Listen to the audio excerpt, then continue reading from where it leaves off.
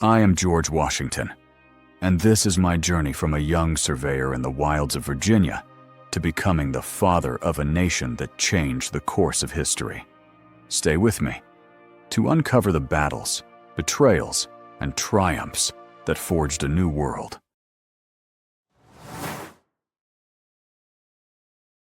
I was born on the 22nd of February, 1732, in the humble reaches of Westmoreland County, Virginia, on a plantation called Pope's Creek. My father, Augustine, was a man of ambition and industry, a planter and ironworks owner, but his death when I was 11 years old cast a shadow over my youth. I was not destined for the grand halls of European universities, as my older half-brothers had been. Instead, my education came from the land itself, its rivers, its forests, its unyielding demands, and from the wisdom I sought to instill in myself. As a youth, I diligently copied out 110 rules of civility and decent behavior, a guide to manners and honor that became my compass. It taught me that true greatness lies not in birth, but in conduct. I learned to measure the earth as a surveyor, tracing boundaries through the wilds of Virginia. Every step taught me precision, patience, and the weight of responsibility. It was in those early years that I first glimpsed the horizon of my destiny, though I knew it not. At 16, I ventured into the wilderness with Lord Fairfax, a man of great influence, to survey the Shenandoah Valley. Oh, the nights spent beneath the stars, the howl of wolves in the distance, the bite of frost on my fingers as I scratched lines upon parchment. I learned then that the world was vast, untamed, and ripe for those bold enough to claim it.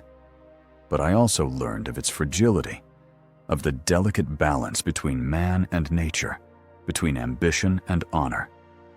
My youth was not without its vanities, I confess. I yearned for glory, for a life beyond the plow and the ledger. That yearning drew me to the militia, where, at the tender age of 21, I found myself thrust into the crucible of war. The year was 1753, and the Ohio Valley burned with tension between the British and the French, each vying for dominion over the frontier. Governor Dinwiddie of Virginia sent me, a young major with more courage than experience, to deliver a message to the French at Fort Le Boeuf, demanding they withdraw. The journey was perilous, rivers swollen with ice, snowdrifts swallowing our horses, and the ever-present threat of ambush by the French or their Indian allies. I returned, half-frozen but triumphant. My report was published, and my name whispered in the halls of power.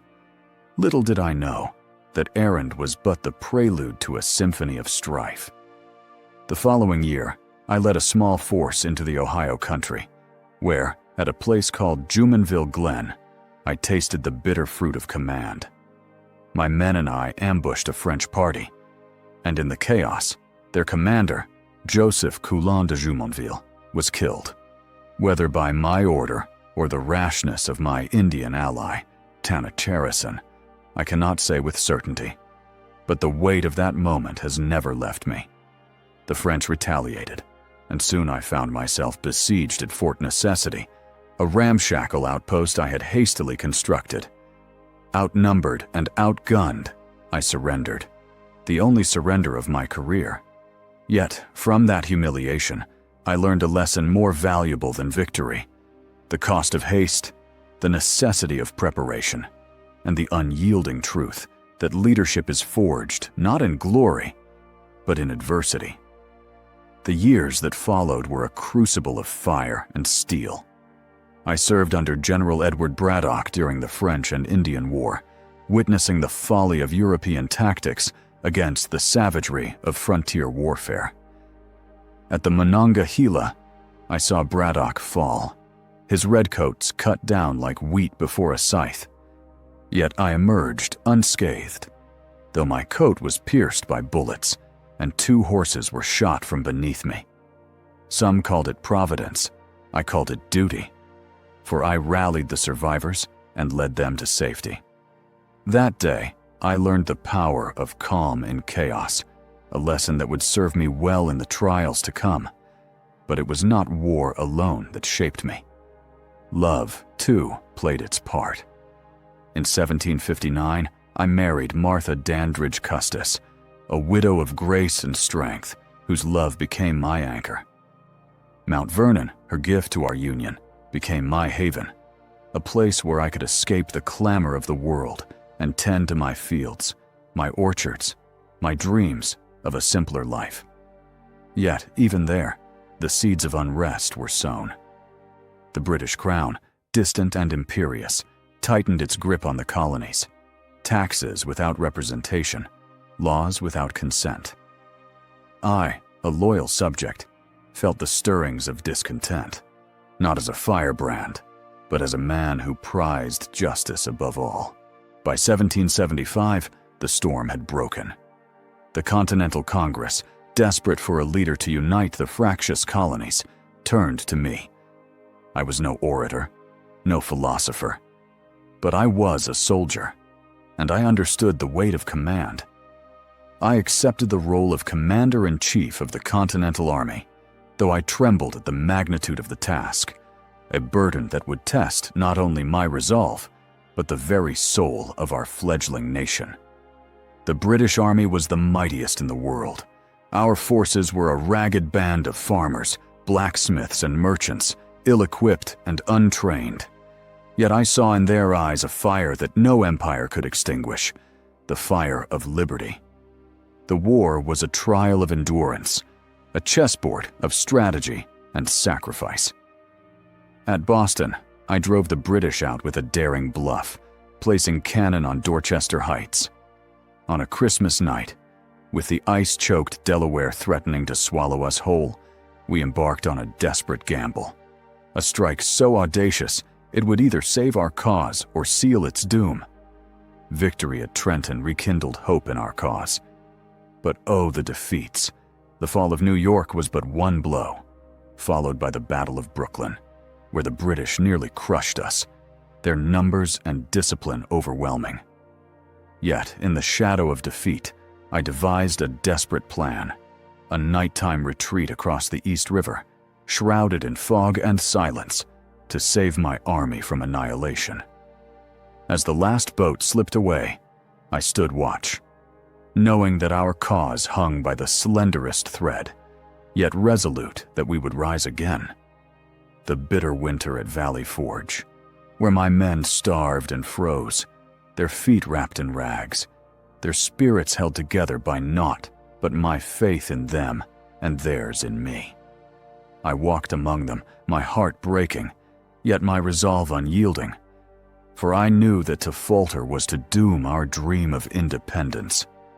Victory came at last. When Cornwallis surrendered, I felt not exultation, but relief, and a profound sense of responsibility. The war was won, but the nation was yet to be born. I returned to Mount Vernon, hoping to live out my days in peace. But destiny called once more. Little did I know, when I returned to private life after the war, that destiny would call again. In 1787, I presided over the Constitutional Convention, a gathering of minds as brilliant as they were contentious. I spoke little, but my presence, I am told, lent gravity to the proceedings. The Constitution we forged was not perfect, but it was a foundation, a covenant of compromise and hope. And then, in 1789, I was elected the first President of the United States. I accepted the office not out of ambition, but out of duty, knowing that every action I took would set a precedent for generations unborn. To unite a fractured nation required not just vision, but humility, patience, and an unwavering commitment to justice. Yet, challenges arose not only from abroad, but from within. In 1794, the Whiskey Rebellion erupted in western Pennsylvania, where farmers, enraged by attacks on their livelihoods, took up arms against the government I led. I could not stand idly by, for the rule of law was the bedrock of our young nation. Thus, I donned my old uniform, mounted my horse, and led 13,000 militiamen to quell the uprising, a stern reminder that liberty must be tempered by order. Those 8 years were a burden I bore with pride, though I longed for the quiet of Mount Vernon. When I stepped down in 1797, I did so willingly, for I believed that power must never be clutched too tightly. I returned to my home, to my fields, to my Martha, and there I lived out my days, a farmer once more. Yet, as I walked the fields of Mount Vernon, I could not escape the shadow of a truth that weighed upon my soul. The men, women, and children enslaved upon my lands, whose labor sustained my prosperity. In my heart, I wrestled with the contradictions of a nation founded on liberty, yet bound by chains. And in my will, I sought a small measure of justice, freeing my faithful valet, William Lee, and providing for the emancipation of others after my dear Martha's passing, though I knew such acts could not undo the sins of a lifetime. On the 14th of December, 1799, I felt the chill of mortality upon me, and I met it not with fear, but with the calm of a man who had done his utmost. So, here my story ends. Yet it is not truly an ending for the nation I helped to build lives on. I was but a man, flawed and fallible, yet guided by a vision of liberty, justice, and unity. Remember me not as a myth, but as a mortal who strove, who struggled, and who, in the end, found his greatest glory in service. Farewell, my friends, and may the blessings of Providence guide you as they guided me. History is not merely a tale of the past, it is a mirror reflecting who we are and who we might become. Will you carry forward the torch of liberty, justice, and unity? The choice lies in your hands. Subscribe to Story in Their Voice for more untold stories that inspire and unite. Share this video to spark conversations about our shared history